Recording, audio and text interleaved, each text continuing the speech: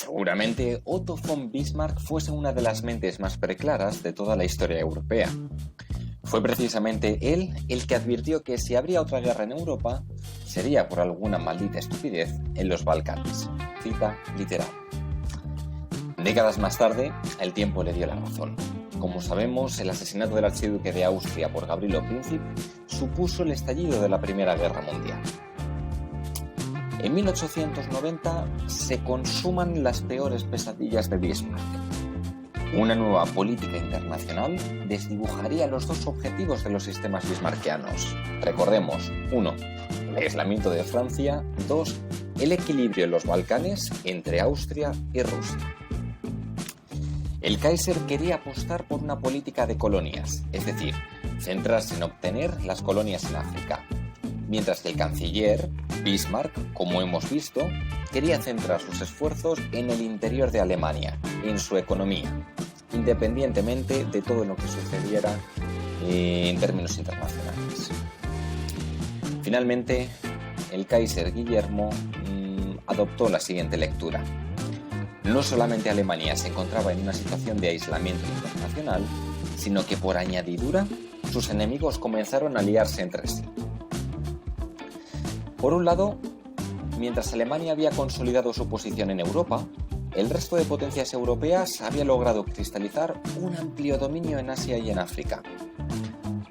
Por otro lado, Francia y Rusia acaban aliándose. Hemos de darnos cuenta que estos dos países son enemigos de Alemania.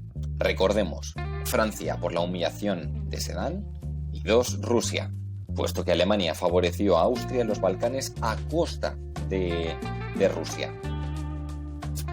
Solo así podremos entender cuál es el camino hacia la Primera Guerra Mundial. Para poder comprender las cosas de la Primera Guerra Mundial, tenemos que tener en consideración todo lo anterior, es decir, la nueva política internacional que adopta el Kaiser.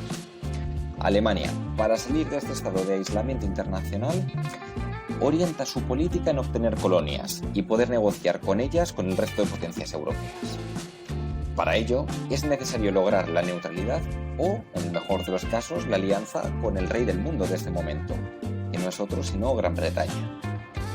Para ello, y aquí está la clave del asunto, Alemania va a practicar una política agresiva por la cual intentará dinamitar la relación entre Gran Bretaña y Francia. Así podemos entender las crisis marroquíes. Dicho lo cual, podríamos resumir las causas de la Primera Guerra Mundial de la siguiente forma. Y la primera de las causas de la Gran Guerra no puede ser otra sino la de la hostilidad entre Francia y Alemania por las razones que hemos venido explicando hasta ahora. Entre otras, pero fundamentalmente, la humillación de Sedán y la posibilidad de revancha por parte de Francia hacia Alemania. En segundo lugar, la segunda de las razones que podríamos subrayar es el estado de aislamiento que Alemania tiene, tanto internacionalmente, es decir, no tiene ni una colonia en el territorio extraeuropeo, y en segundo lugar, en el continente, en Europa, puesto que el resto de países han entablado distintas alianzas entre ellos, resultando finalmente Alemania aislada. En tercer lugar, por supuesto, las tensiones que existen en los Balcanes entre Austria y Rusia. Ténganse en consideración que Austria sufre numerosos conflictos nacionalistas en su interior por parte de pueblos eslavos, y lo que va a procurar hacer Rusia de una manera muy inteligente es apoyarlos, para que una vez que estos movimientos nacionalistas hayan triunfado, poder tener acceso al mar Mediterráneo. Y finalmente la otra razón es lo que conocemos hoy como la paz armada, es decir, la creación de un armamento militar mucho más sofisticado, fruto del desarrollo científico e industrial del siglo XIX.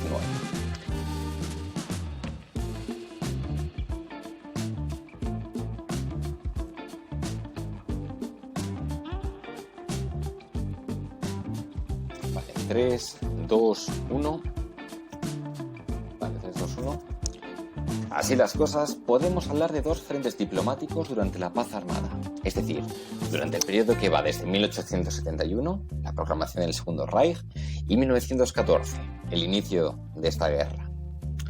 Por un lado nos encontramos con la triple entente, es decir, Gran Bretaña, Francia y Rusia. La amistad entre Francia y Rusia no nos resulta extraña. Les une sendas hostilidades hacia Alemania. Entre Francia y Gran Bretaña hay también una buena relación. Estas dos potencias están repartiendo el norte de África, por lo que colaboran activamente.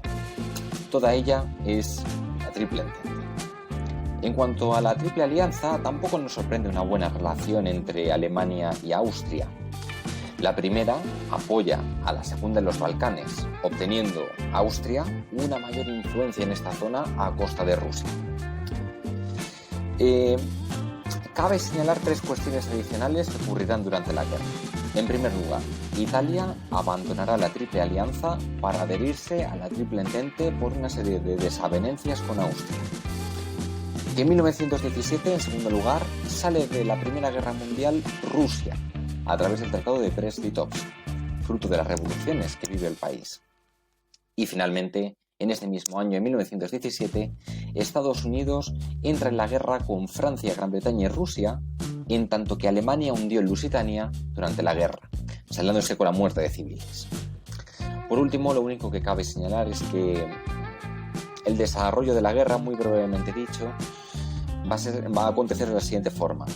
Alemania durante los primeros años va a obtener casi la victoria absoluta, pero va a ser una cuestión de tiempo donde presenciamos un viraje, es decir, cuando la Triple Entente o los países que formaban esta alianza entre Reino Unido, Francia, Rusia y ahora Estados Unidos acabarán por ganar la guerra.